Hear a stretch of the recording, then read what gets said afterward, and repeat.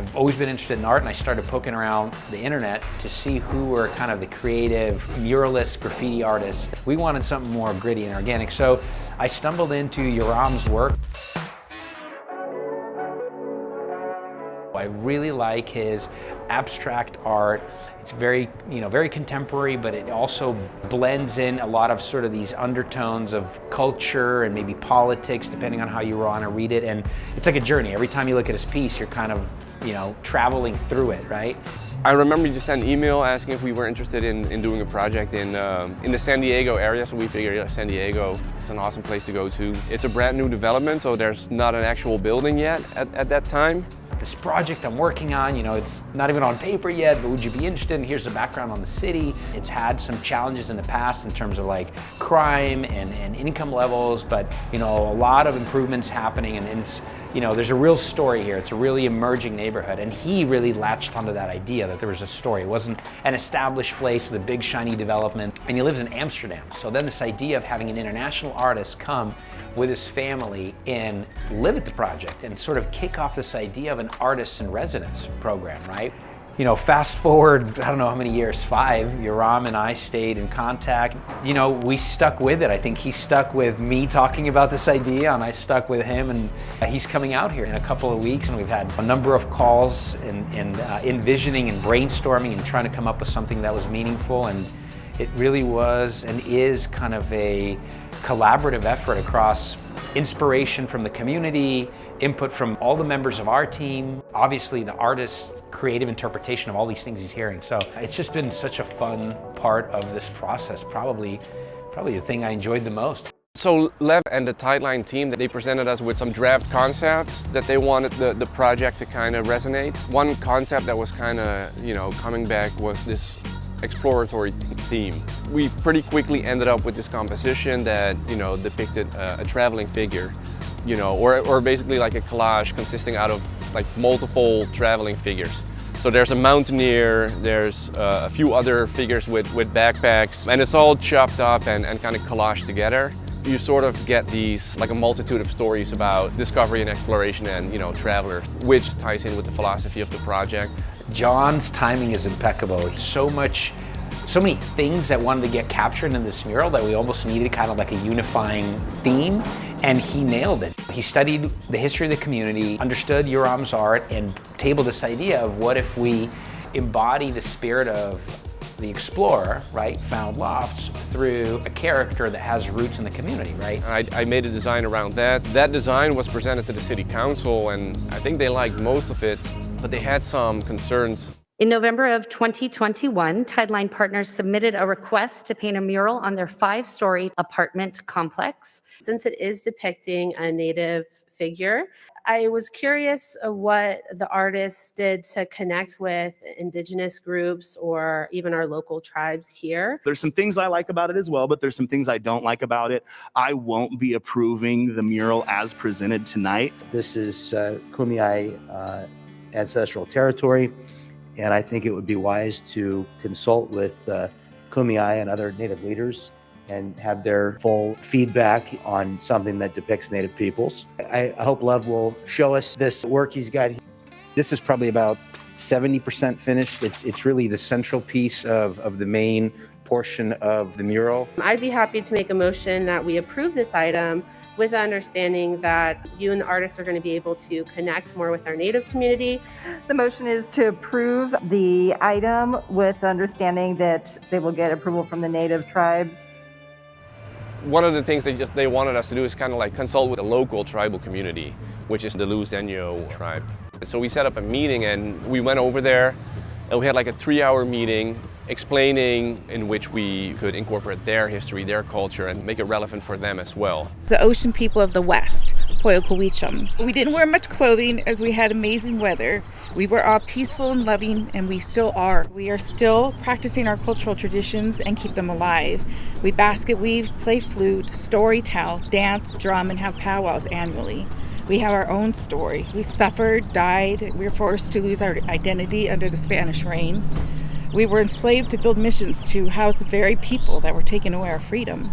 Despite all this, we have diligently worked on keeping our practices alive It's a daily struggle. We have come a long way and have the support of our community. We love and enjoy sharing our Lasagna practice with them as often as we can. We would love to have a mural that represents the people of the West, the Poquihuicham people.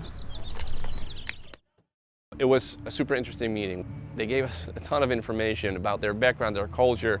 You know, leaving that meeting, I kind of had to puzzle everything together and, you know, come up with a design that was still staying true to the original concept that we departed from, but also considered and acknowledged everything new that we had learned, it was a challenge. I think we found it in the end, for sure. Like, I don't know enough periods, and I feel like an old, like timeless classic story like this, to keep it general like that, it speaks to everything and everyone. It's not too explicit, so we're not making a representation of the Lasagna, which I don't think we're supposed to do, or we should feel pressured into doing. Right. But it is inspired by them, because I would have never known about this story if we didn't come on this path. And then it comes down to this design that I feel, out of all the things I've come up with so far, this is the closest to me and to what I do, and that feels really good for me as well. It speaks to us being understanding and you know, willing to listen to the community when it comes to this process. I think more than anything. Yeah. But at the same time, I'm the artist. I want to make something that feels good. I'm happy to listen to everything they have to say. But you know, it's not like I'm going to be taking notes like, okay, I have to put this in the wall, this in the mural, this in the mural. I want to make sure that I don't get in the way of freedom of expression. My job, and I keep reminding myself of that, is not to tell the story. My job is to make sure that I facilitate the opportunity, the conversations that allows the freedom of expression, right? And the interpretation by an artist to tell a story, right? So apart from, you know, all the external input that we received, apart from any you know, tribal tradition, when you look at this image, it's an explorer. It's a nomadic figure. It's where we started. But I think that all that input that we did receive is weaved into it now. And I'm an artist, and I think visually first and foremost, and I think this is a better composition. And I need to stay out of that, so I totally have no pushback on that at all.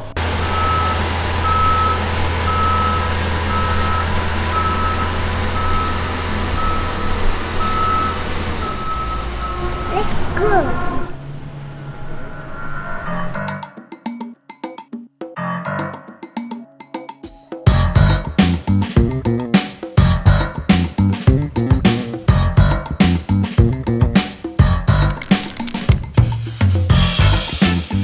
The mural, I read a few times. I haven't measured it myself, but I think it's a 60 feet tall wall, a 60 feet tall mural. We spent about 3 weeks with those strips included working on the mural altogether. I did some preparations. I used an airless to kind of wash out the backgrounds, make it a little bit cloudy. That took a couple days. Sketching up took a couple days, and the whole process leading up to it, you know, with all the meetings, the city council, it kind of delayed the project a little bit, but it made it more profound. So yeah, altogether we spent about a month and a half being here and putting energy and focus into the project. Practically, it's perfect, you know, living in the building that I'm actually painting. I could walk to work every day.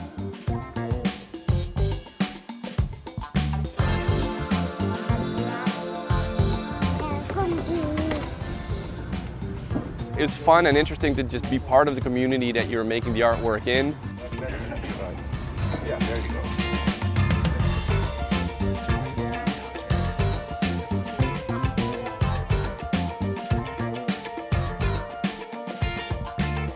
It's been an adventure. It's been a journey. Journey is the word I keep referring to because, you know, everything took a lot longer, and then, you know, especially with being in contact with the Tideline team like so early on, it's all part of that journey that now finally leads up to this point where it's done and being unveiled. And, you know, because there's been so much involvement into it, it feels super, super rewarding.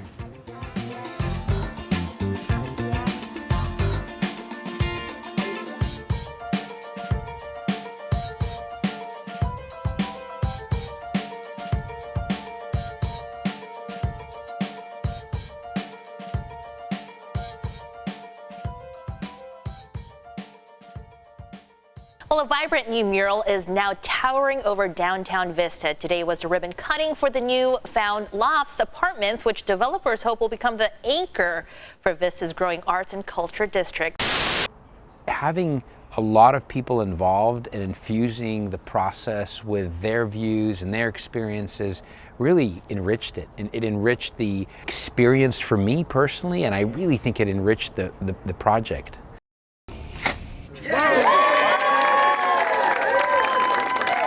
It's an open house. You could please let yourself in. The front door is open. What you see in the mural are two characters, Coyote and Frog. They were animal people, and they appear in many of the Luiseño stories. And the beauty of Luiseño stories is you can't tell anybody what they mean. It means something different to every person. The story, How Coyote Killed Frog, the inspiration for some of the images on the mural, has been told on this very land since the earliest days. Our stories hold our history, culture, and language. In our efforts today to reclaim, revitalize, and preserve culture and language, we rely on the traditional knowledge found in our stories to persevere. Our stories are powerful, and storytelling continues to reach across generations.